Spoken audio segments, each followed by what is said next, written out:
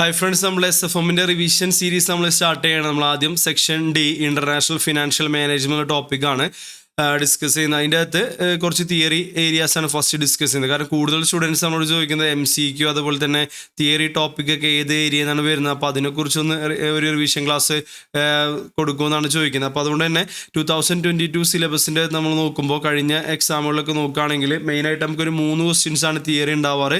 അതിൻ്റെ അകത്ത് തന്നെ ഒരു ക്വസ്റ്റ്യൻ എപ്പോഴും വരുന്നത് ഈ സെക്ഷൻ ഡിയിലെ ഫോറിൻ എക്സ്ചേഞ്ചിൻ്റെ ആദ്യത്തെ 2 യൂണിറ്റുകൾ 100% തിയറി ടോപ്പിക്കുകളാണ്. അപ്പോൾ അതിൻ്റെ അകത്ത് നിന്നാണ് ക്വസ്റ്റ്യൻസ് ഇതുവരെയായിട്ട് ഒരു ക്വസ്റ്റ്യൻ അതിൻ്റെ അകത്ത് നിന്നാണ് വരാറ്. അപ്പോൾ നമുക്ക് അതൊന്നും എന്ത് ചെയ്യാം, ഈ വീഡിയോയിൽ നമുക്കത് കവർ ചെയ്യാം. ഓക്കെ, അത്ര ഇൻട്രസ്റ്റിംഗ് ആയിട്ടുള്ള ലൈക്ക് ഒരു ഈവൻ SFMൻ്റെ ഫിനാൻസിൻ്റെ ഒരു തിയറി അല്ല ഇത് വരുന്നത്. കുറേയൊക്കെ ഒരു സോഷ്യൽ സ്റ്റഡീസ് നമ്മൾ UN കുറിച്ചും IMF, world bank, even Indian point of view തന്നെയല്ല ചാപ്റ്റർ ഡിസ്കസ് ചെയ്യുന്നത് US, യൂറോപ്യൻ കൺട്രീസ്. അപ്പോൾ അങ്ങനത്തെ കാര്യങ്ങളെക്കുറിച്ചാണ് കൂടുതലായിട്ട്. പ്രൊജക്റ്റുകൾ, റോഡ്, സോളാർ എനർജി, അതുപോലെ തന്നെയുള്ള water treatment, okay, pollution, climate change, അതുപോലെ മറ്റ് പോവർട്ടി, ഇങ്ങനെയുള്ള കാര്യങ്ങളെക്കുറിച്ചൊക്കെയാണ് നമ്മൾ സോഷ്യൽ സ്റ്റഡീസ് പഠിക്കുമ്പോൾ നമ്മൾ ഡിസ്കസ് ചെയ്യുന്ന സസ്റ്റൈനബിൾ ഡെവലപ്മെൻറ്റുമായി ബന്ധപ്പെട്ട് വരുന്ന കുറച്ച് ടോപ്പിക്കുകളെ കുറിച്ചാണ് നമുക്ക് ഇതിൽ പഠിക്കാനുള്ളത്. അപ്പോൾ അതുകൊണ്ട് തന്നെ SFMൻ്റെ പോലെയുള്ളൊരു ടോപ്പിക്കല്ല, അത്ര ഇൻട്രസ്റ്റിങ്ങും അല്ല, എന്നാൽ നമുക്ക് എന്ത് ചെയ്യാം, കവർ ചെയ്യാം. അപ്പോൾ നിങ്ങൾക്ക് എളുപ്പത്തിന് വേണ്ടിയിട്ട് മെയിനായിട്ട് ഞാൻ എക്സാം പോയിന്റ് ഓഫ് വ്യൂ പഠിക്കേണ്ടതെന്ന് വെച്ച് കഴിഞ്ഞാൽ ഹെഡ് പോയിന്റുകൾ നന്നായിട്ട് പഠിക്കുക. അങ്ങനെ ചില കോർ വേർഡ്സ് ഉണ്ട്, അതെന്ത് ചെയ്യുക, ഞാൻ ഓൾറെഡി അണ്ടർലൈൻ ചെയ്തിട്ടുണ്ട്, അതെന്ത് ചെയ്യുക, പഠിക്കാനായിട്ട് ശ്രമിക്കുക. ഓക്കെ, അപ്പോൾ ഒരുപാട് സമയം ഇതിന് സ്പെൻഡ് ചെയ്യേണ്ട ആവശ്യമില്ല. നിങ്ങൾ ഹെഡിങ്ങൾ എന്ത് ചെയ്യുക, ഒന്ന് വായിച്ച് മനസ്സിലാക്കാനായിട്ട് നോക്കാം. അപ്പോൾ നമ്മൾ നേരെ നമ്മൾ ടോപ്പിക്കിലോട്ട് കിടക്കാം. ഒരുപാട് സമയം നമ്മൾ സ്പെൻഡ് ചെയ്യുന്നില്ല, കുറച്ച് ടൈം കൊണ്ട് നമുക്കൊന്ന് കവർ ചെയ്യാൻ നോക്കാം. So international financial institutions and market അല്ലേ. സോ അപ്പോൾ പേരിൽ തന്നെയാണ് ഇന്റർനാഷണൽ ഫിനാൻഷ്യൽ. ദാറ്റ് മീൻസ് അപ്പോൾ ഒരു രാജ്യമായിരിക്കുമല്ലോ, ഒരു രാജ്യമാണെങ്കിൽ നാഷണൽ ലെവലാണ് അല്ലേ. സോ ഇന്റർനാഷണൽ എന്ന് പറയുമ്പോൾ 2 or more കൺട്രീസ് എന്തായാലും എന്ത് ചെയ്യണം, വേണം. അപ്പോൾ രാജ്യങ്ങൾ തമ്മിൽ പണ്ടേ തന്നെ എന്തുണ്ട്, ട്രേഡ് റിലേഷൻഷിപ്പ് ഉണ്ട്, ഇമ്പോർട്ട് എക്സ്പോർട്ട് ട്രാൻസാക്ഷൻസ് ഒക്കെ എന്ത് ചെയ്യുന്നുണ്ട്, പണ്ടേ തൊട്ട് എന്ത് ചെയ്യുന്നത്, നടക്കുന്നുണ്ട് അല്ലേ. പക്ഷെ അതിനൊക്കെ പ്രശ്നങ്ങൾ ഉണ്ടാവുമ്പോഴാണ് നമ്മൾ ഈ വാറ് പോലെയുള്ള പ്രശ്നങ്ങളൊക്കെ വരുമ്പോൾ നമുക്കറിയാം, നമ്മുടെ രാജ്യത്ത് ഇപ്പോൾ തന്നെ ഇന്ത്യ പാകിസ്ഥാൻ്റെ ഇഷ്യൂസൊക്കെ ഇപ്പോൾ അടുത്ത് നടന്നിട്ടേ ഉള്ളൂ. അപ്പോൾ അതുമായി ബന്ധപ്പെട്ട് ഒരുപാട് ഇഷ്യൂസ് ഇപ്പോഴും അല്ലേ. നിങ്ങളൊന്ന് ആലോചിച്ച് നോക്കിയാൽ നമുക്ക് ഒരിക്കലും ഒരു രാജ്യം ചിലപ്പോൾ എന്താവില്ല, നമ്മൾ ഈ ഒരു ചാപ്റ്റർ വായിക്കുമ്പോൾ നമുക്ക് മനസ്സിലാവേണ്ടത് എല്ലാം കൊണ്ടും ഒരു രാജ്യം സെൽഫ് സഫിഷ്യൻ്റ് ആവണമെന്നില്ല. ലൈക്ക് നമുക്ക് വേണ്ട എല്ലാ റിസോഴ്സസുകളും ഒരു രാജ്യത്തിന് ഉണ്ടാവണമെന്നില്ല. നമ്മൾ അതുകൊണ്ടാണ് നമ്മൾ പലപ്പോഴും എന്ത് ചെയ്യുന്നത്, നമുക്കില്ലാത്ത കാര്യങ്ങൾ നമ്മൾ എന്ത് ചെയ്യും, മറ്റു രാജ്യങ്ങളിൽ നിന്ന് ഇമ്പോർട്ട് ചെയ്യും. നമ്മുടെ രാജ്യത്ത് അധികമുള്ള കാര്യങ്ങൾ നമ്മൾ മറ്റു രാജ്യങ്ങളോട് എന്ത് ചെയ്യും, എക്സ്പോർട്ട് ചെയ്യും അല്ലേ. അതുപോലെ തന്നെ ബാക്കി ഒരുപാട് റിലേഷൻഷിപ്പുകളുണ്ട്. ഓക്കെ, ഫണ്ട് ഷോർട്ടേജ് വരുമ്പോൾ മറ്റു രാജ്യങ്ങളിൽ നിന്ന് അല്ലെങ്കിൽ മറ്റു രാജ്യങ്ങളിലെ ഫിനാൻഷ്യൽ ഇൻസ്റ്റിറ്റ്യൂഷൻസ് നമ്മൾ ബോറോ ചെയ്യും. ഓക്കെ, നമ്മളതിൽ സർപ്ലസ് ഫണ്ട് നമ്മൾ എന്ത് ചെയ്യും, ഇൻവെസ്റ്റ് ചെയ്യും. അതുപോലെ ഇപ്പോൾ ഈ യുദ്ധമൊക്കെ വരുന്ന സമയത്ത് നമ്മൾ പലപ്പോഴും കേട്ടതായിരിക്കും, ഈ പാകിസ്ഥാന് വെള്ളം കൊടുക്കരുത്, നമ്മളുടെ നാട്ടിൽ ഇന്ത്യയിലത്തെ പല റിസോഴ്സസിൽ നമ്മൾ എന്ത് ചെയ്യുന്നുണ്ട്, വെള്ളം സപ്ലൈ ചെയ്യുന്നുണ്ട്, അതെന്ത് ചെയ്യണം, സ്റ്റോപ്പ് ചെയ്യണം. അതുപോലെ തന്നെ പല രാജ്യങ്ങളിലേക്ക് നമ്മൾ ഫ്ലൈറ്റ് സർവീസ് നമ്മൾ നടത്തുന്നത് പാകിസ്ഥാൻ്റെ എയർ സ്പേസ് അതുവഴിയാണ്. അപ്പം അതെന്ത് ചെയ്യണം, സ്റ്റോപ്പ് ചെയ്യണം. അങ്ങനെയുള്ള ഒരുപാട് ഇഷ്യൂസൊക്കെ നമ്മളിത് കേട്ടതാണ് അല്ലേ. ഇമ്പോർട്ട് എക്സ്പോർട്ട് ട്രാൻസാക്ഷൻസ് ഒക്കെ എന്ത് ചെയ്യും, സ്റ്റോപ്പ് ചെയ്യും. ട്രേഡ് റിലേഷൻഷിപ്പ് എന്ത് ചെയ്യും, സ്റ്റോപ്പ് ചെയ്യും.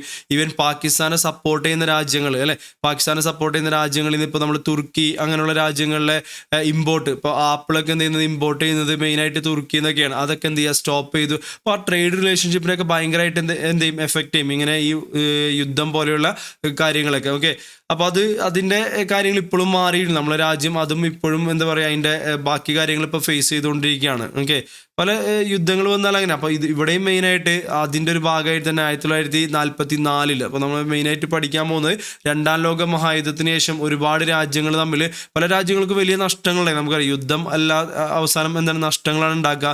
അപ്പോൾ ഒരുപാട് രാജ്യങ്ങൾക്ക് ഈ ഒരു യുദ്ധം കൊണ്ട് തന്നെ ഒരുപാട് റിസോഴ്സുകളും ഒക്കെ മറ്റു കാര്യങ്ങളൊക്കെ നഷ്ടമായി. അതിൻ്റെ ഒപ്പം തന്നെ ട്രേഡ് റിലേഷൻഷിപ്പിലൊക്കെ എന്ത് ചെയ്തു, അവിടെ വെച്ച് അവസാനിച്ചു. അപ്പോൾ അങ്ങനെ ഇരിക്കുമ്പോഴാണ് നമ്മൾ 1944 ഒരു ബ്രെട്ടൺ വുഡ്സ് കോൺഫറൻസ് എന്ത് ചെയ്യുന്നത്, നടത്തുന്നത് USA ന്യൂ ഹാംഷെയറിൽ നിന്നത് ഒരു കോൺഫറൻസ് നടത്തുന്നത്. അപ്പോൾ അത് പോസ്റ്റ് വേൾഡ് വാർ 2 ശേഷമാണ് നടക്കുന്നത്.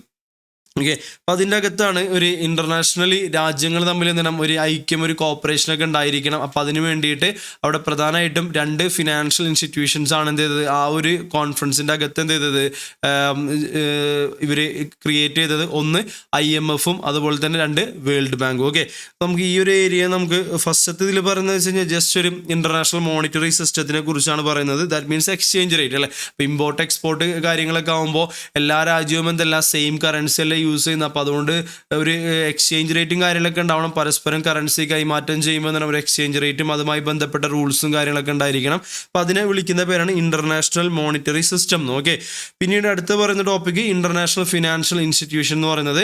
ദാറ്റ് മീൻസ് ഞാൻ നേരത്തെ പറഞ്ഞ പോലെ തന്നെ മോർ ദാൻ വൺ കൺട്രി. ഞാൻ ഇമ്പോർട്ടൻ്റ് ആയിട്ടുള്ള പോയിന്റ്സ് ഒക്കെ അണ്ടർലൈൻ ചെയ്തിട്ടുണ്ട്. സോ നിങ്ങൾക്ക് ജസ്റ്റ് അത് മാത്രം ഒന്ന് വായിച്ചാൽ മതിയാവും. ഓക്കെ, അപ്പോൾ മോർ ദാൻ വൺ കൺട്രി നമ്മൾ എസ്റ്റാബ്ലിഷ് ചെയ്യുന്ന ഫിനാൻഷ്യൽ ഇൻസ്റ്റിറ്റ്യൂഷനെ നമ്മൾ എന്ന് വിളിക്കുന്നത് ഇന്റർനാഷണൽ ഫിനാൻഷ്യൽ ഇൻസ്റ്റിറ്റ്യൂഷൻ എന്ന് വിളിക്കുന്നത്. അപ്പോൾ അതിൻ്റെ മെയിനായിട്ട് നമ്മൾ പോസ്റ്റ് വേൾഡ് വാർ 2 ശേഷം ബ്രെട്ടൺ വുഡ്സ് കോൺഫറൻസ് എന്ന് പറയും. ഓക്കെ, അവിടെയാണ് എന്ത് ചെയ്തിട്ടുള്ളത്, ഈ ഒരു 2 ഇൻസ്റ്റിറ്റ്യൂഷൻസ് ആയിട്ടുള്ള വേൾഡ് ബാങ്കും അതുപോലെ തന്നെ IMF എന്ത് ചെയ്യുന്നത്, ആ ഒരു കോൺഫറൻസിന്റെ റിസൾട്ടായിട്ടാണ് ആ സ്ഥാപനങ്ങൾ എന്ത് ചെയ്യുന്നത് വരുന്നത്. കോൺഫറൻസ് നടന്നത് new Hampshire USA 1944. Okay, then ഇനി നമുക്ക് പഠിക്കാനുള്ളത് ആക്ച്വലി ബ്രെട്ടൺ വുഡ് കോൺഫറൻസ് അത്ര സക്സസ്ഫുൾ ആയിരുന്നില്ല. സബ്സിക്വൻ്റ് അത് ഫെയിലിയർ ആണ് ആയത്. പക്ഷെ എന്നാലും ഈ 2 സ്ഥാപനങ്ങൾ ഏത് IMF വേൾഡ് ബാങ്കും എന്ത് ചെയ്തു, നല്ല രീതിയിൽ കണ്ടിന്യൂ ചെയ്യുന്നുണ്ട് ഒരുപാട് പ്രൊജക്റ്റുകൾക്ക്. ഈവൻ നമ്മൾ ഇന്ത്യ പാകിസ്ഥാൻ യുദ്ധത്തിന്റെ കാര്യങ്ങളൊക്കെ വന്ന സമയത്ത് പോലും നമ്മൾ പാകിസ്ഥാനാണ് വൺ ഓഫ് ദി IMF-ൽ നിന്ന് ഫണ്ട് കൂടുതലായിട്ട് ലോൺ എടുത്തിട്ടുള്ള ഒരു രാജ്യം എന്ന് പറയുന്നത് പാകിസ്ഥാനൊക്കെ തന്നെ. അർജന്റീന, പാകിസ്ഥാൻ ഇങ്ങനെയുള്ള രാജ്യങ്ങളൊക്കെയാണ് കൂടുതലായിട്ട് IMF-ൽ നിന്ന് എന്ത് ഫണ്ട് എടുക്കുന്നത്. അപ്പോൾ ഈ ഒരു ചാപ്റ്റർ വായിക്കുമ്പോൾ നമുക്ക് മനസ്സിലാവാൻ, അല്ലെങ്കിൽ നമ്മൾ മനസ്സിലാക്കേണ്ട ലോകത്തെ രാജ്യങ്ങൾ ശരിക്കും പറഞ്ഞാൽ 2ആയിട്ട്, ഓക്കെ, അതായത് അല്ലെങ്കിൽ 3ആയിട്ട്, നല്ല ഡെവലപ്ഡ് ആയിട്ടുള്ള രാജ്യങ്ങൾ, ഒരു മിഡിൽ ക്ലാസ്, അതുപോലെ തന്നെ പുവർ ആയിട്ടുള്ള രാജ്യങ്ങൾ, അങ്ങനെയൊക്കെ ഉണ്ട്. അപ്പോൾ ഈ IMF-ഉം വേൾഡ് ബാങ്കൊക്കെ എന്ന് വെച്ച് കഴിഞ്ഞാൽ ഇതിന്റെ ഫണ്ട് ചെയ്യുന്നുണ്ട്. അതായത് 2 ടൈപ്പ് ഫണ്ടിങ് ഉണ്ട്, കൺസെഷനുണ്ട്, നോൺ കൺസെഷനുണ്ട്. കൺസെഷണൽ മീൻസ് എന്താണ്, ചിലപ്പോൾ ഇൻട്രസ്റ്റ് ഫ്രീ ലോൺസ് ആയിരിക്കാം, അല്ലെങ്കിൽ വളരെ ലോവർ ആയിട്ടുള്ള ലോൺസ് ഒക്കെ ആയിരിക്കാം പ്രൊവൈഡ് ചെയ്യുന്നത്. നേരെ മറിച്ച് ചില രാജ്യം ഡെവലപ്ഡ് ആയിട്ടുള്ള രാജ്യങ്ങൾക്ക് അല്ലെങ്കിൽ മിഡിൽ ക്ലാസ്, ഓക്കെ, അത്യാവശ്യം ഇൻകം ജനറേറ്റ് ചെയ്യുന്ന രാജ്യങ്ങളൊക്കെ ആണെങ്കിൽ അവർക്ക് നോൺ കൺസെഷനിലായിരിക്കും. അപ്പോൾ അവിടെ വലിയ ഇൻട്രസ്റ്റ് റേറ്റിന് വലിയൊരു മാർക്കറ്റ് ഇൻട്രസ്റ്റ് റേറ്റ് തന്നെ ആയിരിക്കും ലോണുകളൊക്കെ കൊടുക്കുന്നത്. അപ്പോൾ ഈ ഒരു ഐഡിയ ഒക്കെ വെച്ചിട്ട് ഈ ചാപ്റ്റർ വായിക്കുമ്പോൾ എന്തെങ്കിലുമൊക്കെ മനസ്സിലാവുള്ളൂ. ഞാൻ നേരത്തെ പറഞ്ഞ പോലെ ഇതൊരു സോഷ്യൽ സ്റ്റഡീസ് ഒക്കെ പഠിക്കുന്ന പോലെ ഒരു ടോപ്പിക്കാണ്. ഒരിക്കലും നമ്മൾ ഫിനാൻസിൽ SFM-ൽ ഇതുവരെ പഠിച്ച ടോപ്പിക്കിനായിട്ട് നമുക്ക് അത്ര എളുപ്പത്തിൽ കണക്ട് ചെയ്യാൻ പറ്റില്ല. ഓക്കെ, സോ നോക്കാം. അപ്പോൾ ആദ്യം നമ്മൾ പഠിക്കുന്നത് international monetary fund, that is അതിന് IMF-നെ കുറിച്ചാണ്. ഓക്കെ, അപ്പോൾ IMF-ന്റെ ഒരു ഒബ്ജക്റ്റീവ് എന്താണ്? So it also facilitate the international trade, promote employment and sustainable economic growth and help to reduce the global poverty. Okay, അപ്പോൾ അതന്നെ അവർക്കൊരു എന്താ പറയുക, poverty eradication and growth thrust ഒക്കെ ഉണ്ട് ഇതിൻ്റെ ഭാഗമായിട്ട്. ഓക്കെ, നമുക്ക് IMF ഗവേൺഡ് ബൈ ഏകദേശം 190ഓളം മെമ്പർ കൺട്രീസ് ആണ് ഇതിൻ്റെ അകത്ത് ഉള്ളത്. ഇവിടെ ഹെഡ് ഓഫീസ് വരുന്നത് വാഷിങ്ടണിലാണ്. ഇവിടെ എന്ത് വരുന്നത്, ഹെഡ് ഓഫീസ് വരുന്നത്. ഓക്കെ, അപ്പോൾ ഇതൊന്നും നമുക്ക് ഞാൻ എക്സാമിന് വരുന്ന കാര്യങ്ങൾ പ്രത്യേകം പറയാം. നിങ്ങൾ അത് നന്നായിട്ട് പഠിക്കുക, ബാക്കിയുള്ളതൊക്കെ ജസ്റ്റ് ഒന്ന് കേട്ട് വിട്ടേക്കാം. ഓക്കെ, സോ അപ്പോൾ IMF-ന്റെ എന്തൊക്കെയാണ് ഒബ്ജക്റ്റീവ്സ് എന്ന് പറയുന്നത്? ഇന്റർനാഷണൽ ട്രേഡ് എന്ത് ചെയ്യുക, ഫെസിലിറ്റേറ്റ് ചെയ്യുക, അതുപോലെ എംപ്ലോയ്മെന്റ്, ഓക്കെ, പ്രൊമോട്ട് ചെയ്യുക, then sustainable economic growth, then global poverty എന്ത് ചെയ്യുക, റെഡ്യൂസ് ചെയ്യുക. ഓക്കെ, ദെൻ IMF-ന്റെ ഗവേണിംഗ് ബോഡി വരുന്നത് ഒരു 24 മെമ്പർ ഗവേണിംഗ് ബോഡിയാണ് വരുന്നത്. അപ്പോൾ MCQ-ലൊക്കെ ചിലപ്പോൾ ചോദിക്കാം, എനിക്ക് ഇൻസ്റ്റിറ്റ്യൂട്ട് എന്ത് വേണമെങ്കിലും. കാരണം ഈ കഴിഞ്ഞ വട്ടം IMF-ന്റെ ഏതൊക്കെ പ്രോഗ്രാംസ് ഉണ്ടെന്നൊക്കെയാണ് ചോദിച്ചത്. അപ്പോൾ അതൊന്നും ഒരിക്കലും നമ്മൾ SFM-ൽ ടോപ്പിക്കായിട്ട് നമുക്ക് പറയാൻ പറ്റുന്നതല്ല. അപ്പോൾ എന്തും ചോദിക്കാവുന്നതുകൊണ്ട് മിനിമം നമുക്ക് ഇതിൻ്റെ അകത്തു നിന്നൊക്കെയുള്ള മെയിൻ പോയിന്റ്സ് എന്ത് ചെയ്യാമെന്ന് കവർ ചെയ്ത് പോവുക. ദാറ്റ് ഈസ് 24 മെമ്പർ എക്സിക്യൂട്ടീവ് ബോർഡാണ് IMF-ന് വരുന്നത്. ഓക്കെ, ഇനി again IMF three main functions. ഒന്ന് ഓവർസീയിങ് എന്ത് എക്കണോമിക് ഡെവലപ്മെന്റ്, ലെൻഡിങ് ഉണ്ട് പല രാജ്യങ്ങൾക്കും, അതുപോലെ തന്നെ കപ്പാസിറ്റി ഡെവലപ്മെന്റ് എന്ന് വെച്ച് കഴിഞ്ഞാൽ പല രാജ്യങ്ങൾക്കും ട്രെയിനിങ് കൊടുക്കാം. ഓക്കെ, സോ അവർ എക്കണോമിക് പോളിസി എങ്ങനെ ഡ്രാഫ്റ്റ് ചെയ്യണം, അങ്ങനത്തെ കാര്യങ്ങളെ കുറിച്ചൊക്കെ എന്ത് ചെയ്യുക, ഒരു അഡ്വൈസ് കാര്യങ്ങളൊക്കെ കൊടുക്കുക. അതാണ് കപ്പാസിറ്റി ഡെവലപ്മെന്റോട് ഉദ്ദേശിക്കുന്നത്. ഓക്കെ, നമ്മളത് ഡീറ്റെയിൽ ആയിട്ട് പഠിക്കുമ്പോൾ കഴിഞ്ഞ ഒരു എക്സാമിന് ചോദിച്ചതാണ് what are the schemes. Okay, ഏതൊക്കെ രീതിയിലാണ് IMF ഫണ്ടിങ് എന്ത് ചെയ്യുന്നത് കൊടുക്കുന്നത്. അപ്പോൾ അത് നല്ല ക്വസ്റ്റ്യൻ ആയിരുന്നു. അതെന്ത് ചെയ്ത് എക്സാമിന് ഓൾറെഡി ചോദിച്ചു കഴിഞ്ഞതാണ്. അപ്പോൾ ഏതൊക്കെ സ്കീമുകളാണ് IMF-ന്റെ നോക്കുക. നമ്മൾ ജസ്റ്റ് ഒരു എക്സാം മാത്രമല്ല, നമ്മൾ ഒരു കൊമേഴ്സ് സ്റ്റുഡൻറ്റ്, ഒരു പ്രൊഫഷണൽ ആയിട്ടുള്ളത് കൊണ്ട് തന്നെ ഒരു ഇന്ത്യ എന്നുള്ള നമ്മുടെ രാജ്യത്തിൻ്റെ കാര്യങ്ങൾ മാത്രമല്ല, ഒരു ഇന്റർനാഷണൽ ലെവലിൽ കുറച്ചുകൂടെ കാര്യങ്ങൾ അറിഞ്ഞിരിക്കുക എന്നുള്ളത് ഒരു അഡ്വാൻറ്റേജ് ആണ്. അപ്പോൾ അതുകൊണ്ട് ജസ്റ്റ് എന്ത് ചെയ്യുക, ഹെഡിങ്ങും അതിൻ്റെ ഒരു എക്സാമ്പിളൊക്കെ ഒന്ന് അറിഞ്ഞിരിക്കുക. സോ നോക്കുക, stand by arrangement. Okay, SBA, that is stand by arrangement, IMF-ന്റെ ഒരു സ്കീമാണത്. അതിൽ എന്താണെന്ന് വെച്ച് കഴിഞ്ഞാൽ ഈ ബാലൻസ് ഓഫ് പേയ്മെന്റ് എന്ന് പറയും. മെയിനായിട്ട് ഈ സ്കീമുകളൊക്കെ ഫോക്കസ് ചെയ്യുന്നത് BOP പൊസിഷനാണ്. BOP എന്ന് വെച്ച് കഴിഞ്ഞാൽ balance of payment, that is നമ്മൾ ഇമ്പോർട്ട് എക്സ്പോർട്ടിൽ നമ്മൾക്ക് എന്ത് ചെയ്യുക, ഇമ്പോർട്ട് ചെയ്യുമ്പോൾ നമ്മൾ എന്ത് ചെയ്യണം, പേയ്മെന്റ് ചെയ്യണം അല്ലേ. അപ്പോൾ അതിന് നമ്മളതിൽ എന്ത് ചെയ്യുക, ആ രാജ്യത്തിൻ്റെ കയ്യിൽ അതിനുള്ള റിസോഴ്സസ് ഇല്ലെങ്കിൽ, പൈസ ഇല്ലാന്നുണ്ടെങ്കിൽ അത് ഇപ്പോൾ ഈവൻ നമ്മുടെ രാജ്യത്ത് 1991 നമ്മൾ LPG എന്ന് പറയില്ലേ, ലിബറലൈസേഷൻ, പ്രൈവറ്റൈസേഷൻ, ഗ്ലോബലൈസേഷൻ എന്നൊക്കെ പറയും. അപ്പോൾ അത് വരാനുള്ള കാരണം എന്തായിരുന്നു, ഈ പറഞ്ഞ പോലെ നമുക്ക് ഇമ്പോർട്ട് ചെയ്ത് നമ്മളെ ബാലൻസ് ഓഫ് പേയ്മെൻറ്റ് പൊസിഷനിൽ ഒരു ക്രൈസിസ് വന്നപ്പോഴാണ് നമ്മുടെ രാജ്യത്തും ഈ പറഞ്ഞിരിക്കുന്ന LPG that is liberalisation, privatisation, globalisation നമുക്ക് വന്നിട്ടുള്ളത്. കാരണം IMF പോലെയുള്ള ഈ പറഞ്ഞ ഫിനാൻഷ്യൽ ഇൻസ്റ്റിറ്റ്യൂഷൻസ് ഒക്കെ നമുക്ക് ഫണ്ടിങ് ഒക്കെ തരും, വലിയ കോടികൾ, മില്യൺസും ബില്യൺസ് ഒക്കെ നമുക്ക് ഡോളറൊക്കെ എന്ത് ചെയ്യും, നമുക്ക് ലോണുകളൊക്കെ തരും. പക്ഷേ അതിൻ്റെ ഒപ്പം ഒരു റീപേയ്മെൻറ്റ് പീരീഡ് ഉണ്ടാവും, ഇൻട്രസ്റ്റ് ഉണ്ടാവും, ചിലപ്പോൾ ഇൻട്രസ്റ്റ് കുറവായിരിക്കും, ഇൻട്രസ്റ്റ് ഫ്രീ ഉണ്ടായിരിക്കും, അങ്ങനെയുള്ള കാര്യങ്ങളൊക്കെ. അതിൻ്റെ ഒപ്പം കുറച്ച് കണ്ടീഷൻസ് ഉണ്ടായിരിക്കും. ഓക്കെ, സോ IMF കുറച്ച് കണ്ടീഷൻസ് വെക്കും. നിങ്ങളുടെ എക്കോണമി ഓപ്പൺ ആക്കണം, മറ്റ് വിദേശ രാജ്യങ്ങൾക്ക് അവിടെ ഇൻവെസ്റ്റ് ചെയ്യാനുള്ള ഓപ്പർച്യൂണിറ്റി കൊടുക്കണം. അപ്പം അങ്ങനെയുള്ള കണ്ടീഷൻസും കൂടി എന്താണ് ഇതിൽ വരാറുണ്ട്. കാരണം ഈ IMF എന്ന് പറയുന്നത് വെറുതെ ഒരു പൈസ ഉണ്ടാവില്ല. കാരണം ഈ ലോകത്തിലെ ഇപ്പം 190 രാജ്യങ്ങളുണ്ടെന്ന് പറഞ്ഞപ്പോൾ ഈ രാജ്യങ്ങളൊക്കെ തന്നെയാണ് കോൺട്രിബ്യൂട്ട് ചെയ്യുന്നത്. എല്ലാവരും ഓരോരുത്തരുടെ GDP-യൊക്കെ ഇതിനനുസരിച്ച് ഓരോരുത്തർക്കും ഒരു ലെവലുണ്ട് അല്ലേ. ഡെവലപ്ഡ് ആയിട്ടുള്ള രാജ്യങ്ങൾ, ഇപ്പോൾ USA പോലത്തെ രാജ്യങ്ങൾ ഇതിനും കൂടുതൽ എമൗണ്ട് കോൺട്രിബ്യൂട്ട് ചെയ്യും. ഇപ്പോൾ ഇന്ത്യ പോലത്തെ അല്ലെങ്കിൽ മറ്റ് ആഫ്രിക്കയിലത്തെ പല രാജ്യങ്ങളും കോൺട്രിബ്യൂട്ട് ചെയ്യാൻ അവർക്ക് അധികം ഉണ്ടാവില്ല. അപ്പോൾ അവരൊക്കെ വളരെ ചെറിയ കോൺട്രിബ്യൂഷൻസ് ആയിരിക്കും കൊടുക്കുന്നത്. അപ്പോൾ ഈ IMF എന്ന് പറയുന്നത് പല രാജ്യങ്ങളും കോൺട്രിബ്യൂട്ട് ചെയ്തിട്ട് ഓക്കെ ആ ഒരു ഫണ്ട് തന്നെയാണ് വിവിധ രാജ്യങ്ങൾക്ക് എന്തായിട്ട് കൊടുക്കുന്നത്, ലോണായിട്ട് കൊടുക്കുന്നത്. അതുകൊണ്ട് പല വലിയ വലിയ രാജ്യങ്ങളുടെ കണ്ടീഷൻസും അല്ലെങ്കിൽ അവരുടെ ആ രാജ്യങ്ങളിലെ ഗവൺമെൻറ് പറയുന്ന അല്ലെങ്കിൽ അവർ ഈ IMF-ൽ അവർക്ക് നല്ല വോയിസ് ഉണ്ടാവും. അപ്പോൾ അത് വെച്ച് അവർ പറഞ്ഞ കണ്ടീഷൻസ് ഒക്കെ പല രാജ്യങ്ങളും എന്ത് ചെയ്യേണ്ടി വരും, അംഗീകരിക്കേണ്ടതായിട്ട് വരും. ഓക്കെ, അപ്പോൾ നോക്കാം. അപ്പോൾ അത് വെച്ചിട്ട് വേണം ഈ ടോപ്പിക്കൊക്കെ ഒന്ന് വായിക്കാനായിട്ട്. ഫസ്റ്റ് സ്റ്റാൻഡ് ബൈ അറേഞ്ച്മെൻറ്റ് എന്ന് പറഞ്ഞു കഴിഞ്ഞാൽ to overcome the balance of payment problems. Okay, അപ്പോൾ BOP ഇഷ്യൂസിനെ സോൾവ് ചെയ്യാൻ വേണ്ടിയിട്ടാണ് എന്ത് വരുന്നത്, സ്റ്റാൻഡ് ബൈ അറേഞ്ച്മെൻറ്റ്. അപ്പോൾ അറ്റ്ലീസ്റ്റ് നിങ്ങൾ അത്ര എഴുതിയാൽ മതി. ഞാനിപ്പോൾ ഈ അണ്ടർലൈൻ ചെയ്ത കാര്യങ്ങൾ എഴുതിയാൽ മതി. So stand by arrangement to overcome the balance of payment problems. അതിലൊരു എക്സാമ്പിൾ പറയുകയാണെങ്കിൽ 2019 പാകിസ്ഥാന് $6 ബില്യൺ ആണ് എന്ത് ചെയ്തത്, IMF-ന് ഹെൽപ്പ് ചെയ്തത്, ഐ മീൻ ഫണ്ട് കൊടുത്തത്. ഓക്കെ, അപ്പോൾ അത് സ്റ്റാൻഡ് ബൈ അറേഞ്ച്മെൻറ്റ്. ഇനി സ്റ്റാൻഡ് ബൈ ക്രെഡിറ്റ് ഫെസിലിറ്റി എന്ന് പറയുമ്പോൾ ഇതേ സെയിം തന്നെ, അതായത് സ്റ്റാൻഡ് ബൈ അറേഞ്ച്മെൻറ്റ് തന്നെ ബാലൻസ് ഓഫ് പേയ്മെൻറ്റ് പൊസിഷനിലെ പ്രശ്നങ്ങൾ തീർക്കാൻ തന്നെ ഫണ്ട് ചെയ്യുന്നത് തന്നെയാണ് എന്ത്, സ്റ്റാൻഡ് ബൈ ക്രെഡിറ്റ് ഫെസിലിറ്റി. ഒറ്റ വ്യത്യാസം എന്ന് പറയുന്നത് ലോ ഇൻകം, ദാറ്റ് ഈസ് ഒന്നുമില്ല, നമ്മൾ നേരത്തെ പറഞ്ഞ പോലെ developed, middle class, low income countries ഉണ്ട് അല്ലേ, പുവർ കൺട്രീസ്. ഓക്കെ, അപ്പോൾ ലോ ഇൻകം കൺട്രീസ്, ആ ഒരു പുവർ കൺട്രീസിന് ഫണ്ടിങ് ചെയ്യുന്നതിനാണ് എന്ന് വിളിക്കുന്നത് സ്റ്റാൻഡ് ബൈ ക്രെഡിറ്റ് ഫെസിലിറ്റി എന്ന് വിളിക്കുന്നത്. എക്സാമ്പിൾ 2015 ഗാനക്ക് കൊടുത്ത ഫിനാൻഷ്യൽ സപ്പോർട്ടൊക്കെയാണ്. അപ്പോൾ സ്റ്റാൻഡ് ബൈ അറേഞ്ച്മെൻറ്റ് എന്ന് വെച്ച് കഴിഞ്ഞാൽ ഓക്കെ പുവർ കൺട്രീസ് എന്നുള്ളതില്ല, നോർമൽ ആയിട്ടുള്ള രാജ്യങ്ങൾക്ക്. Then stand by credit facility എന്ന് പറഞ്ഞാൽ എന്താണ് പറയുക, സിമിലർ പർപ്പസ് ലൈക്ക് SBA, പക്ഷേ ആർക്കാണ്, but for low income countries. Okay, അടുത്തത് എക്സ്റ്റെൻഡ് ഫണ്ട് ഫെസിലിറ്റി. ഓക്കെ, ഈ എക്സ്റ്റെൻഡ് ഫണ്ട് ഫെസിലിറ്റി എന്ന് പറഞ്ഞു കഴിഞ്ഞാൽ SBA പോലെ തന്നെ അഗെയിൻ ബാലൻസ് ഓഫ് പേയ്മെൻറ്റുമായി ബന്ധപ്പെട്ട പ്രശ്നങ്ങൾ തന്നെയാണ്. പക്ഷേ ഉണ്ടല്ലോ അതിൻ്റെ റീപേയ്മെൻറ്റ് പീരീഡ് കുറച്ച് കൂടുതലായിരിക്കും, ഒരു ലോങ്ങർ റീപേയ്മെൻറ്റ് പീരീഡ് ആയിരിക്കും എന്ന് കൊടുക്കുന്നത്. നോക്കാം, എക്സ്റ്റെൻഡ് ഫണ്ട് ഫെസിലിറ്റി ആണെങ്കിൽ then serious medium time balance of payment. അപ്പോൾ അഗെയിൻ പ്രശ്നം തന്നെയാണ്, ബാലൻസ് ഓഫ് പേയ്മെൻറ്റ് ഇഷ്യൂസിനെ സപ്പോർട്ട് ചെയ്യാൻ വേണ്ടിയിട്ട് തന്നെയാണ്, അതിനൊരു സൊല്യൂഷനായിട്ടാണ് ഈ ഫണ്ട് കൊടുക്കുന്നത്. പക്ഷെ അത്യാവശ്യം അതൊരു ലോങ് ടൈം ആയിരിക്കും, ലോങ്ങർ റീപേയ്മെൻറ്റ് പീരീഡ് അതിന് ഉണ്ടായിരിക്കും.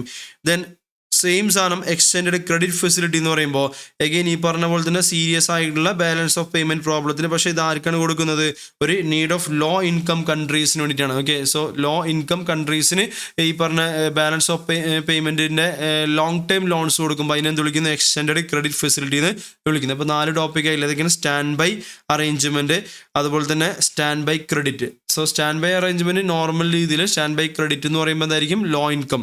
ദെൻ എക്സ്റ്റെൻഡ് ഫണ്ട് ഫെസിലിറ്റി എന്ന് പറയുമ്പോൾ കുറച്ചുകൂടി ലോങ്ങർ റീപേയ്മെൻറ്റ് പീരീഡ് ആണ് നോർമൽ കൺട്രീസ്. ഇനി എക്സ്റ്റെൻഡ് ക്രെഡിറ്റ് ഫെസിലിറ്റി എന്ന് പറയുമ്പോൾ അത് ലോ ഇൻകം കൺട്രീസിനുള്ളതാണ്. ഓക്കെ, ഇനി അഗെയിൻ ഫ്ലെക്സിബിൾ ക്രെഡിറ്റ് ലൈൻ എന്ന് പറയുമ്പോൾ തൽക്കാലത്തേക്ക് ഒരു ടെമ്പററി ആയിട്ട് ക്യാഷ് ക്രഞ്ച് എന്നൊക്കെ പറയും, അതായത് നമ്മളൊരു വർക്കിംഗ് ക്യാപിറ്റൽ ഷോർട്ടേജ് എന്നൊക്കെ പറയുമല്ലോ ബിസിനസ്സുകൾക്ക്. അതുപോലെ ചില രാജ്യങ്ങൾക്ക് ഒരു ടെമ്പററി ആയിട്ടുള്ള എന്തെങ്കിലും ക്യാഷിൻ്റെ ഷോർട്ടേജ് ഒക്കെ ഉള്ള സമയത്ത് നമ്മൾ IMF കൊടുക്കുന്ന ഫണ്ടിങ്ങിനെ വിളിക്കുന്ന പേരാണ് ഫ്ലെക്സിബിൾ ക്രെഡിറ്റ് ലൈൻ എന്ന് വിളിക്കുന്നത്. ഓക്കെ, അപ്പോൾ നോക്കാം. So lending to countries facing a cash crunch. So minimum നിങ്ങൾ ആ ഒരു പോയിന്റ് എന്ത് എഴുതാനായിട്ട് ശ്രമിക്കുക. So flexible credit line means funding the countries facing എന്ത് ക്യാഷ് ക്രഞ്ച് ഫേസ് ചെയ്യുന്ന രാജ്യങ്ങളെ ഹെൽപ്പ് ചെയ്യുന്നതാണ് ഫ്ലെക്സിബിൾ ക്രെഡിറ്റ് ലൈൻ എന്ന് പറയുന്നത്. ഇനി അതുപോലെ തന്നെ പ്രിക്വേഷണറി ആൻഡ് ലിക്വിഡിറ്റി ലൈൻ എന്ന് പറഞ്ഞാൽ ഇതുപോലെ തന്നെ ചില രാജ്യങ്ങൾക്ക് liquidity needs of member countries sound economic fundamental. Okay, അപ്പോൾ അത്യാവശ്യം സ്ട്രോങ് ആയിട്ടുള്ള എക്കണോമിക്കലി നല്ല ഫണ്ടമെൻ്റൽ ആയിട്ടുള്ള രാജ്യങ്ങൾ ഉണ്ടാവുമല്ലോ. ഓക്കെ, അപ്പോൾ അത്തരം രാജ്യങ്ങൾക്ക് ചിലപ്പോൾ എന്തെങ്കിലും temporary liquidity problems, fund shortage ഒക്കെ വരികയാണെങ്കിൽ അപ്പോൾ അതിനെ ഹെൽപ്പ് ചെയ്യുന്നതാണ് പ്രിക്വേഷണറി ആൻഡ് ലിക്വിഡിറ്റി ലൈൻ എന്ന് വിളിക്കുന്നത്. ഓക്കെ, അടുത്തത് rapid financing instrument, that is നോക്കുക to all member countries facing urgent balance of payment need. Okay, അതായത് ഇമ്മീഡിയറ്റ് ആയിട്ട് വളരെ പെട്ടെന്ന്, അതുകൊണ്ടാണ് ഈ റാപ്പിഡ് എന്നുള്ളത് ഉദ്ദേശിക്കുന്നത്. സോ ഫാസ്റ്റായിട്ട് അർജൻറ്റ് റിക്വയർമെൻ്റ് ഉള്ള രാജ്യങ്ങൾക്ക് നമ്മൾ കൊടുക്കുന്നതാണ് റാപ്പിഡ് ഫിനാൻസിങ് ഇൻസ്ട്രുമെൻ്റ് എന്ന് വിളിക്കുന്നത്. ദ സെയിം ഐറ്റം ആർക്ക് കൊടുക്കുമ്പോൾ ലോ ഇൻകം കൺട്രീസ് കൊടുക്കുമ്പോൾ അതിനെ വിളിക്കുന്നത് റാപ്പിഡ് ക്രെഡിറ്റ് ഫെസിലിറ്റി. ഓക്കെ, ഇങ്ങനെ 6 പ്രോഗ്രാംസ് ആണ്, 6 സ്കീമുകളാണ് നമുക്ക് പഠിക്കാനുള്ളത്. ഓക്കെ, സോറി 6+ ഇവിടെ ഒരു 2 വരുന്നുണ്ട് അല്ലേ? ഓക്കെ, 2 അപ്പോൾ 8 ഓക്കെ, നോക്കാം. First stand by arrangement, then stand by credit facility. എന്താണ് പറയുന്നത്? Stand by arrangement means BOP problems solve ചെയ്യാനായിട്ട് normal countries. Stand by credit facility എന്ന് പറയുമ്പോൾ again BOP problems poor countries. Then extend fund facility എന്ന് പറയുമ്പോൾ ഒരു കുറച്ചും കൂടെ ലോങ് ടേം ആയിട്ടുള്ള ലോണുകൾ, എഗൈൻ ഏതിന് BOP പ്രോബ്ലംസിന് വേണ്ടി ലോങ് ടേം ലോൺസ്. ദെൻ അത് പുവർ കൺട്രീസിന് കൊടുക്കുകയാണെങ്കിൽ എക്സ്റ്റെൻഡ് ക്രെഡിറ്റ് ഫെസിലിറ്റി എന്ന് വിളിക്കും. ഇനി ക്യാഷ് ക്രഞ്ച് സോൾവ് ചെയ്യാനാണെങ്കിൽ ഫ്ലെക്സിബിൾ ക്രെഡിറ്റ് ലൈൻ എന്ന് വിളിക്കും. അതുപോലെ തന്നെ ലിക്വിഡിറ്റി പ്രോബ്ലംസ് ആണെങ്കിൽ പ്രിക്വേഷണറി ആൻഡ് ലിക്വിഡിറ്റി ലൈൻ എന്ന് വിളിക്കും. അതുപോലെ ഈ റാപ്പിഡ് ആയിട്ടുള്ള അർജൻറ്റ് റിക്വയർമെൻ്റ് ആണെങ്കിൽ റാപ്പിഡ് ഫിനാൻസിങ് ഇൻസ്ട്രുമെൻറ്റ്. അത് പുവർ കൺട്രീസിനാണെങ്കിൽ റാപ്പിഡ് ക്രെഡിറ്റ് ഫെസിലിറ്റി. ഓക്കെ, ഇങ്ങനെ 8 സ്കീമുകളാണ് IMFൻ്റെ കീഴിൽ ഉള്ളത്. ഓക്കെ, ഇനി അണ്ടർ ഇറ്റ്സ് കപ്പാസിറ്റി ഡെവലപ്മെൻറ്റ്. അപ്പോൾ ഇത് ആദ്യം പറഞ്ഞത് ലെൻഡിങ് ആണ്, ഫണ്ടിങ്ങിൻ്റെ സ്കീമുകളാണ്. അടുത്തത് under its capacity development initiatives IMF provides technical assistance and training to help countries. അപ്പോൾ വിവിധ രാജ്യങ്ങളുടെ മോണിറ്ററി പോളിസി, അതുപോലെ തന്നെ അവിടുത്തെ ഫിസ്ക്കൽ ടാക്സേഷൻ കാര്യങ്ങൾ, അങ്ങനെയൊക്കെ അതിലൊക്കെ ഒരുപാട് അഡ്വൈസുകളും കാര്യങ്ങളൊക്കെ എന്ത് ചെയ്യും, ആര് പ്രൊവൈഡ് ചെയ്യും?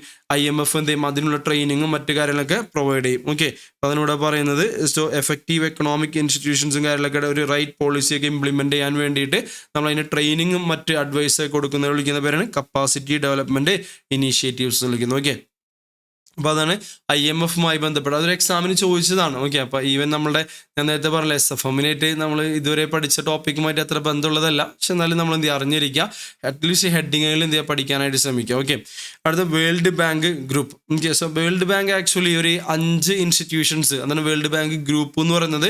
ഇതിൽ പ്രധാനമായിട്ട് 2 ഇൻസ്റ്റിറ്റ്യൂഷൻസും പിന്നെ അത് കൂടാതെ ഒരു 3 ഇൻസ്റ്റിറ്റ്യൂഷൻസ് ആണ് ഇതിൻ്റെ അകത്ത് വരുന്നത്.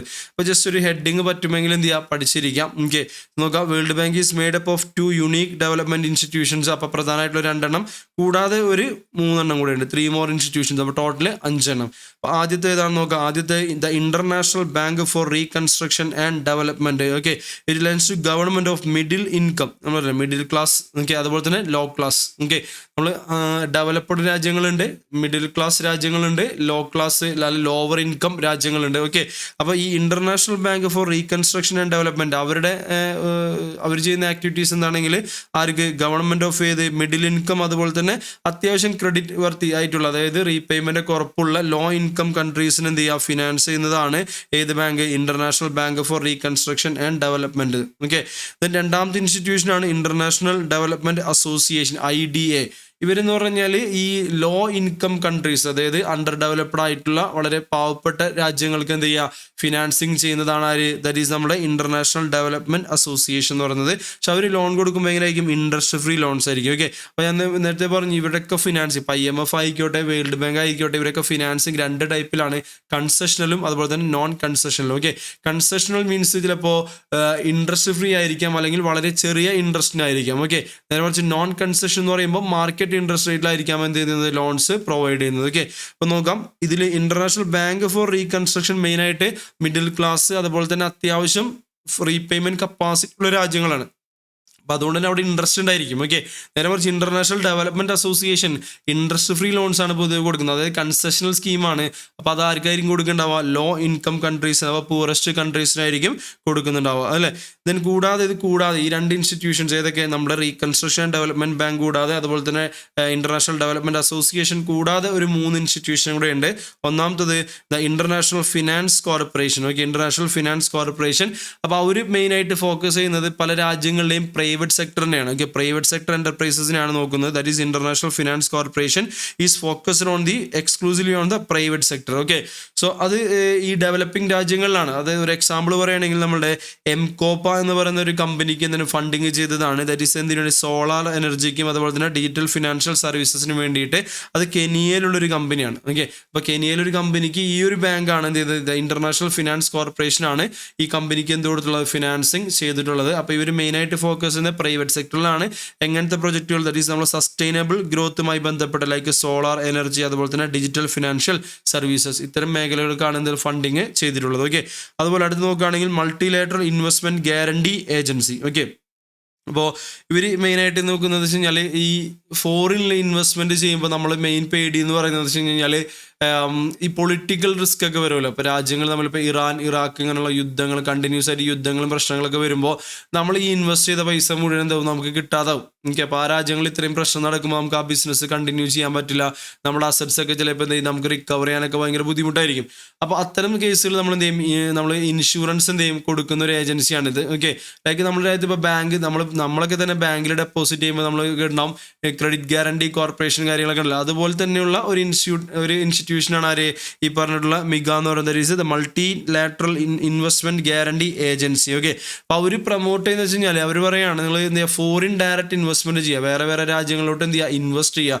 So they promote the foreign direct investment into developing countries to support the economic growth. എനിക്ക് അവിടുത്തെ എക്കണോമിക് ഗ്രോത്ത്, അതുപോലെ തന്നെ ആ രാജ്യങ്ങളിൽ GDP ഒക്കെ കൂടാം, മറ്റ് പോവർട്ടി ഒക്കെ എന്ത് ചെയ്യുക കുറക്കുക, and to reduce the poverty and അവിടുത്തെ പീപ്പിളിന് എന്ത് ചെയ്യുക ലിവിങ് സ്റ്റാൻഡേർഡ്സ് ഓഫ് ലിവിങ് എന്ത് ചെയ്യുക ഇമ്പ്രൂവ് ചെയ്യുക. ഇങ്ങനത്തെ കാര്യങ്ങൾക്കൊക്കെ വേണ്ടിയിട്ട് അത്തരം ഡെവലപ്പിംഗ് രാജ്യങ്ങളിലോട്ട് നിങ്ങൾ എന്ത് ചെയ്യുക ഫണ്ട് എന്ത് ചെയ്യുക ഇൻവെസ്റ്റ് ചെയ്യുക. അപ്പോൾ ഇൻ കേസ് എന്തെങ്കിലും പൊളിറ്റിക്കൽ റിസ്ക് ഉണ്ടാവുകയാണെങ്കിൽ അതിന് അഗെയിൻസ്റ്റ് ഒരു ഇൻഷുറൻസ് ആണ് മെയിനായിട്ട് ഒരു ഗ്യാരണ്ടിയാണ് ആര് കൊടുക്കുന്നത്, മൾട്ടിലാറ്ററൽ ഇൻവെസ്റ്റ്മെന്റ് ഗ്യാരണ്ടി ഏജൻസി കൊടുക്കുന്നത്. ഓക്കെ, അപ്പോൾ അത് മെയിനായിട്ട് ഇപ്പോൾ നമ്മൾ നൈജീരിയ പോലത്തെ രാജ്യങ്ങളൊക്കെ ഉണ്ട്. അപ്പോൾ അവിടുത്തെ പവർ പ്രൊജക്ട് ഇൻ നൈജീരിയ ഒരു എക്സാമ്പിൾ ആണ്. അപ്പോൾ അവിടുത്തെ പവർ പ്രൊജക്റ്റിൽ ഇൻവെസ്റ്റ് ചെയ്യുന്ന ഒരു കമ്പനിക്ക് നൈജീരിയയിൽ ഇൻവെസ്റ്റ് ചെയ്യുന്ന കമ്പനികൾക്ക് എന്ത് കൊടുക്കുന്നുണ്ട്, ദാറ്റ് ഈസ് നമ്മളൊരു ക്രെഡിറ്റ് ഗ്യാരണ്ടി കൊടുക്കുന്നുണ്ട്, ദാറ്റ് ഈസ് നമ്മൾ ഇൻവെസ്റ്റ്മെന്റ് ഒരു ഗ്യാരണ്ടി കൊടുക്കുന്നുണ്ട്. ഓക്കെ, ഇനി അടുത്ത മൂന്നാമത്തെ international centre for settlement and investment dispute എന്ന് പറഞ്ഞാൽ നമ്മൾ ഈ പറഞ്ഞ കൺസീലിയേഷൻ ആർബിട്രേഷൻ. ഓക്കെ, നമ്മൾ എന്തെങ്കിലും ഇൻവെസ്റ്റ്മെൻറ്റുകൾ കാര്യങ്ങളൊക്കെ ഇൻവെസ്റ്റേഴ്സ് ചെയ്തിട്ട്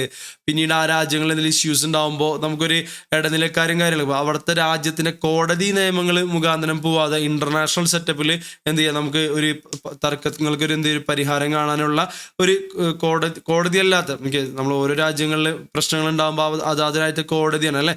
അതിന് പകരം നമുക്ക് എന്ത് ചെയ്യുക ഒരു ഇൻ്റർനാഷണലി ഒരു എന്ത് ചെയ്യുക ഒരു സെറ്റിൽമെൻറ്റ് ആർബിട്രേഷൻ റീകൺസിലേഷൻ്റെ ഒരു കൺസൈലേഷൻ്റെ ഒരു ടീം ദാറ്റ് ഈസ് നമുക്ക് എന്ത് ചെയ്യുക ഇന്റർനാഷണൽ ലോ എന്ത് ചെയ്യുക ഫോളോ ചെയ്യുക. ഓരോ രാജ്യത്തെ കോർട്ടിലോട്ട് പോകേണ്ട ആവശ്യം ഇല്ല.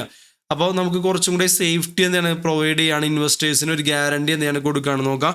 So the international centre for settlement of investment dispute. അപ്പോൾ ഇൻവെസ്റ്റേഴ്സിന് എന്ത് ചെയ്യണമെങ്കിൽ എന്തെങ്കിലും ഡിസ്പ്യൂട്ട് കാര്യങ്ങളുണ്ടെങ്കിൽ അതാത് രാജ്യങ്ങളിലെ ലോ നോക്കേണ്ട പകരം ഇന്റർനാഷണലി എന്ത് ചെയ്യാം conciliation and arbitration of investment dispute. Okay, അപ്പോൾ ജസ്റ്റ് ഒന്ന് അറിഞ്ഞിരിക്കുക ഇങ്ങനെയൊക്കെയുള്ള സംഭവങ്ങളുണ്ട്. അപ്പോൾ വേൾഡ് ബാങ്ക് ഒരു 5 ഇൻസ്റ്റിറ്റ്യൂഷൻസിൻ്റെ ഒരു സമ്മപ്പാണ്. അവർ 5 പേരും കൂടെ ചേർന്നിട്ടുള്ളതാണ് ഒരു വേൾഡ് ബാങ്ക് ഗ്രൂപ്പ് എന്ന് പറയുന്നത്.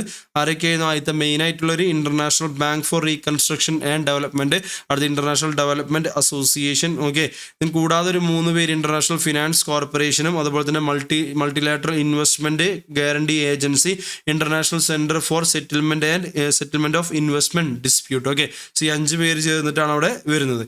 ഞാൻ പറയുന്നത് വേൾഡ് ബാങ്ക് ജനറലി എന്താണ് മീഡിയം ലോങ് ടൈം ലോൺസ് ആണ് കൊടുക്കുന്നത് ടു ഇൻഫ്രാസ്ട്രക്ചർ പ്രൊജക്റ്റുകൾക്കാണ് മെയിനായിട്ട്.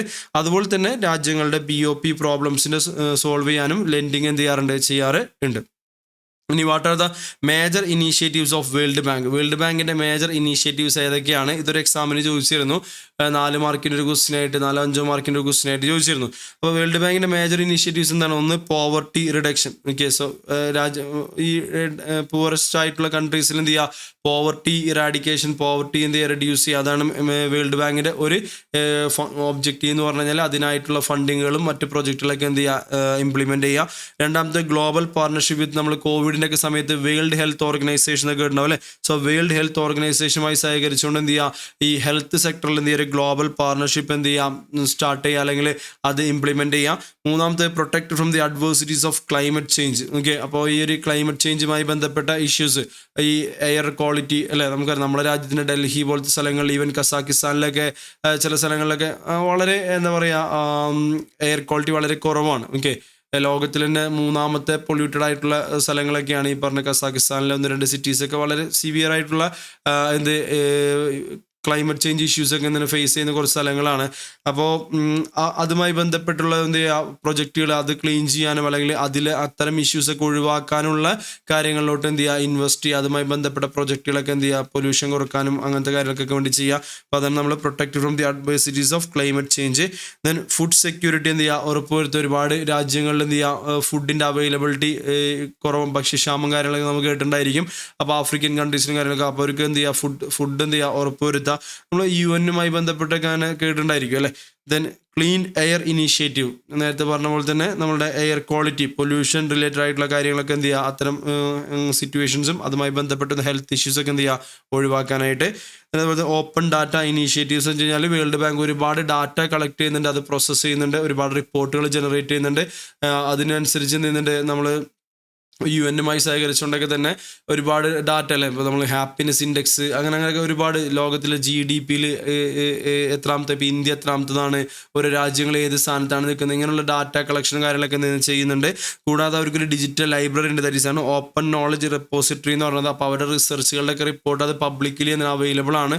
അപ്പോൾ ആർക്ക് വേണമെങ്കിലും അതിൽ നിന്ന് ഡാറ്റാസ് എടുക്കണമെങ്കിൽ എന്ത് ചെയ്യാം, നമുക്ക് ആ ഒരു ഇവരുടെ നോളജ് റെപ്പോസിറ്ററി കയറിയിട്ട് നമുക്ക് എന്ത് ചെയ്യാം ഡാറ്റാസ് നമ്മൾ സെർച്ച് ചെയ്തെടുക്കാം. ഓക്കെ, അപ്പോൾ അതാണ് ഓപ്പൺ നോളജ് റെപ്പോസിറ്ററി എന്ന് പറയുന്നത്. ഓക്കെ, ഒരു ഡിജിറ്റൽ ലൈബ്രറി പോലെ. ഓക്കെ, അപ്പോൾ ഇതിന് പറഞ്ഞു തന്നത് that is what are the major initiatives of the world ബാങ്കിൻ്റെ ഏതൊക്കെയാണ് മേജർ ഇനീഷ്യേറ്റീവ്? ഒന്ന് poverty reduction, 2 global partnership, 3 protect from the adversities of the climate change, 4 food security, 5 clean air ഇനീഷ്യേറ്റീവുകൾ, 6 open data initiatives, അതുപോലെ തന്നെ open knowledge repository. ഇത്രയാണ് world ബാങ്കിൻ്റെ initiatives ആയിട്ട് വരുന്നത്.